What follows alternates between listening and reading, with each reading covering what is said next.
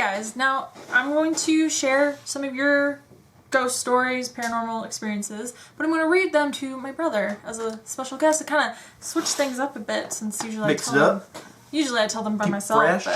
So this story is from Jamie. He put in parentheses male, which is really nice because I've gotten some where it's like Jamie, or what are other names that are like Chris or because it Jordan. could be either or. Yeah, so it's very helpful if you do male or female. Hey, all right, so I'm gonna read one now. So it starts off: one weekend this past summer, my boyfriend and I decided to go with some friends to Cognac Lake for the weekend to get away from home. On the first night we stayed there, around 11:30 p.m., we decided to go to Hotel Cognac. Did I say that right? I have no idea. I probably said it different the second time. Anyways, at the hotel for a couple of drinks at the bar they had there. When we got there, I headed to the bathroom and peed in the stall. Outside of the stall, I hear loud as day a whistling, a familiar song. It sounded like it was literally right outside the stall I was in. It stopped abruptly as soon as I opened the stall door. The whistling stopped. I looked around the small bathroom and I was leaving and saw that no one was in the bathroom. This next story is from Amy, and she lives in California. She says, I've had a few paranormal experiences in my life, but I thought one involving my cousin was worth sharing with you. Just a disclaimer, my cousin doesn't believe in the supernatural at all. He's a complete skeptic, so hearing this story from him and seeing the proof was really, really surprising. So my cousin works for PG&E in the Central Valley, and when he first started the job a couple of years ago, the company had him checking usage meters for private homes. Anyway, on this particular day, he pulls up to a house on his list that looks completely deserted. The front yard is overgrown and the entire house is pretty dilapidated. Dilapidated. I always have a hard time with that word. The only thing that hints that anyone lives here at all is that there are curtains hanging up in a front living room window. So he walks up to the door and knocks, and no one answers. So he peers into the space showing through the mostly drawn curtains and sees a ton of religious paraphernalia. That makes it sound dirty. I'm sorry. He said there had to be at least 5 or 6 crucifixes, a Virgin Mary statue, several religious icon type candles, almost all burned down to the bottom of their jars. And she says that we're not a religious family, so I'm not sure what they're called. I don't even know what they're called. Rosaries and a lot of general house debris all around a big kitchen type table in the middle of the room.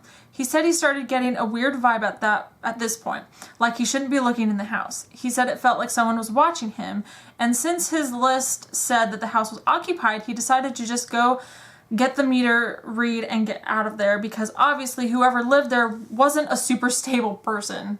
So he goes around to the side of the house and through a wooden gate that is half open to get to the backyard. He had to walk all the way to the back of the house because for some reason meters were next to some sliding glass back doors, which is creepy. He was pretty shocked to see another table in the middle of the back patio filled with more religious objects. One of them was a huge Virgin Mary statue with an eye missing and its hands broken, and a ton more candles with dirty dried wax all over the cement. He's super freaked out at this point and is getting mega bad vibes and starts breaking out in a sweat. He writes down all the meter numbers as quickly as he can. He said as soon as he put his pen in his pocket, he saw a curtain in one of the bedroom windows move. The light was on in the bedroom, and he couldn't remember having seen if a light was on when he first got there or not. Mm-hmm. He started getting itchy like burning pain under his shirt collar, so he ran out of the backyard to his truck on the street and tears off his shirt, and he said that he was covered from his navel to his shoulders in fleas. What? He was only in the backyard for less than 5 minutes, not nearly enough time for a full-blown flea infestation to spring up under his full sleeve shirt.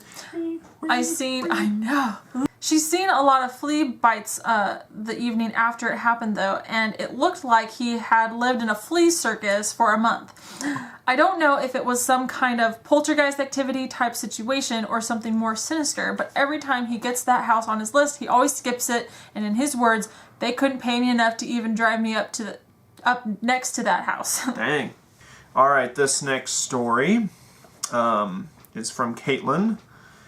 And it looks like she's from upstate New York. My ghost story is that one night I was watching TV with everyone in my family, and while we were watching TV, we heard something being moved in my kitchen, and 15 minutes passed by, and I go to my kitchen to get something, and I see a black figure walking to my door, where I heard the noise. Now, I know it wasn't my shadow, because it was coming at me, and it was about 5 inches taller than me. Yikes. During Christmas time, I always hang up this ornament that I made when I was 8, and for some reason it was always falling off. Like, even flew off and hit me once while I was doing a project. Dang. After moving it several times, I was convinced that something was messing with me. Then one day my friend was over and she happened to glance at the tree when she saw that the ornament slid off of one of the branches and hit the ground. It never happened since because we freaked out. Maybe that's what they wanted. Kristen's calling me. Hello. I need your attention.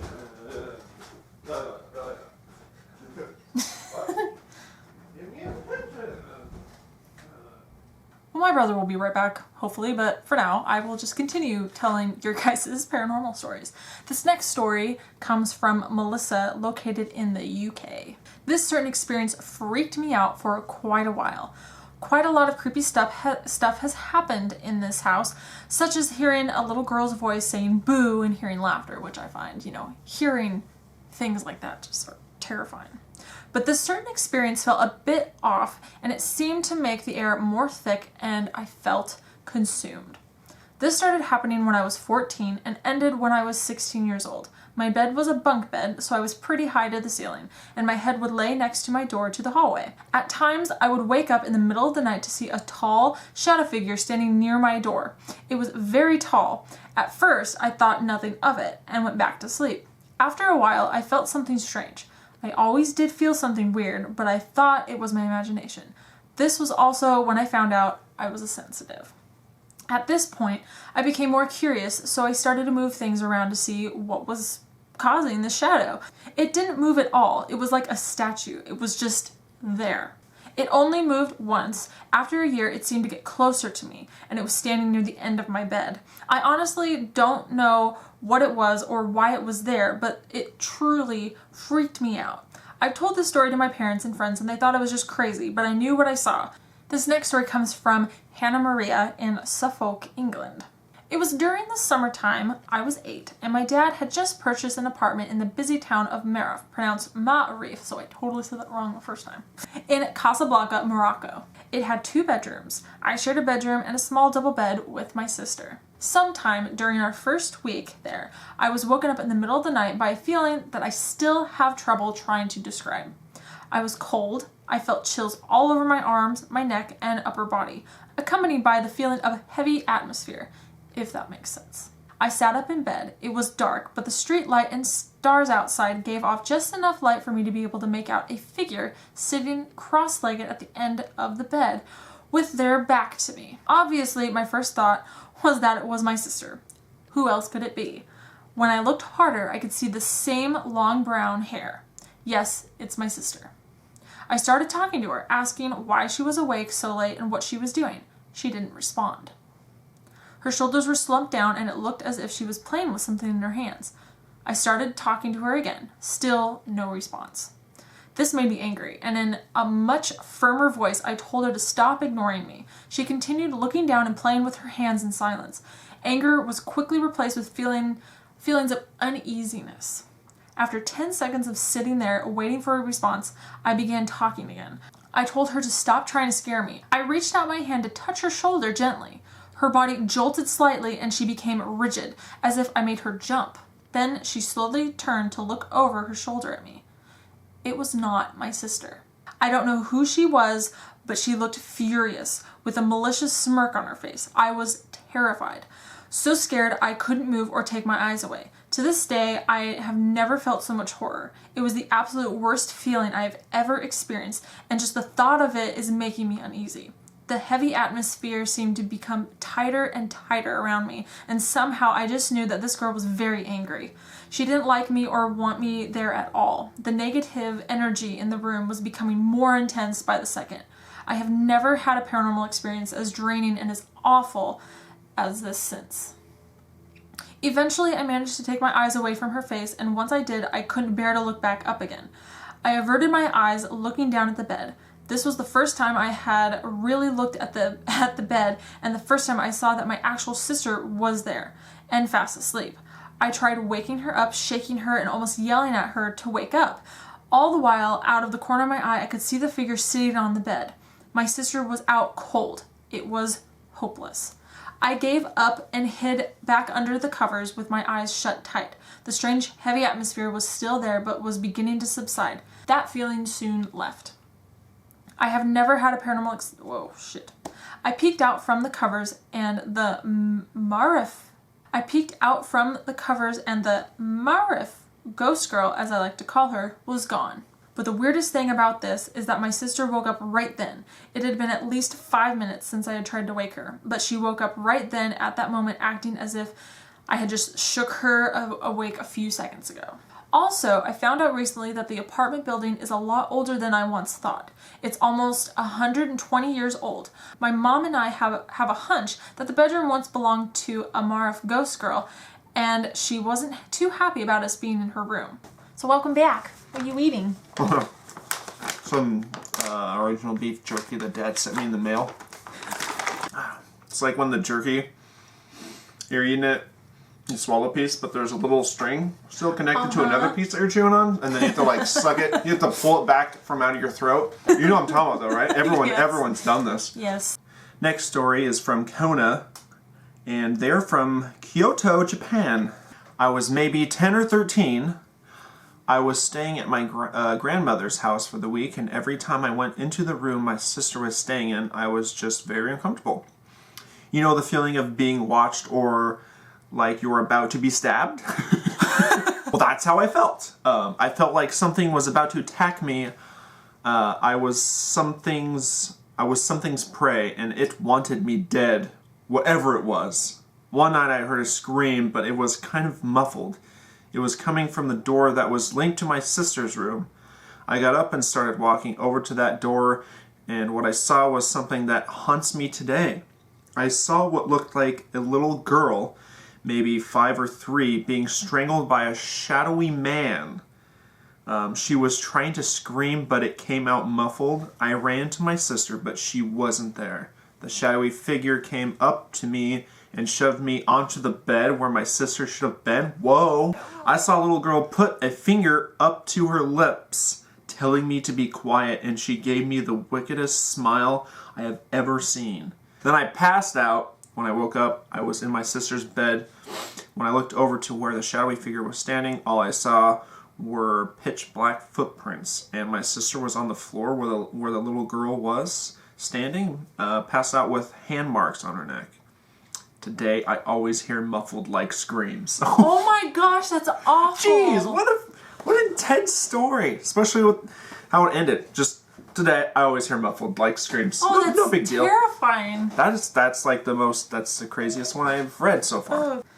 This next story comes from Ariana, located in South Florida. A couple years ago, when I was about 13 or 14, I couldn't sleep one night. It was a school night. After tossing and turning and playing on my phone to get me tired, I still was wide awake. My ceiling fan was on, full blast, and it sounded like it was going to fall on my bed at any minute. Now that, I don't like that.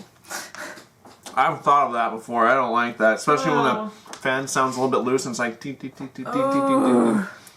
I heard little footsteps on my carpet and assumed it was my little brother trying to sneak in my room, so I ignored it.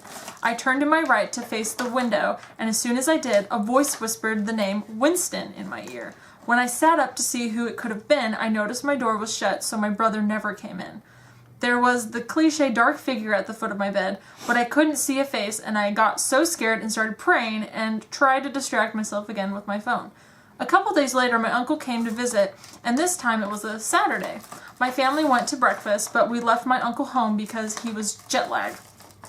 When we got home, he told us he thought we were playing pranks on him because he heard footsteps and scratching on the walls while we were gone, but it wasn't us. We still don't know if the house was haunted, even though it was a modern house in a nice neighborhood. Next story is from Anna. Let's see. She is from Canada. This happened about 2 years ago. I live in a very old town with my mom, dad, and sister.